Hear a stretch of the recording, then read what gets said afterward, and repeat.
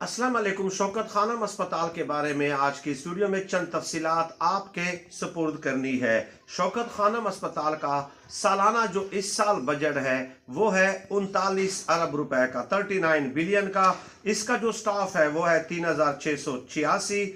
दिसंबर 29, 1994 को इसका इफ्तिताह हुआ था। 20 एकड़ के रकबे पे शौकत खानम अस्पताल मुहित है। 195 इसके अंदर बेड्स हैं और इसके अलावा जो इस साल केमोथेरेपी होनी है पेशेंट्स की वो है 2,33,866 और इसके अलावा रेडिएशन जो ट्रीटमेंट है वो है 53,609। सर्जिकल प्रोसीजर जो है वो है 17,783 मरीजों का। तो ये बहुत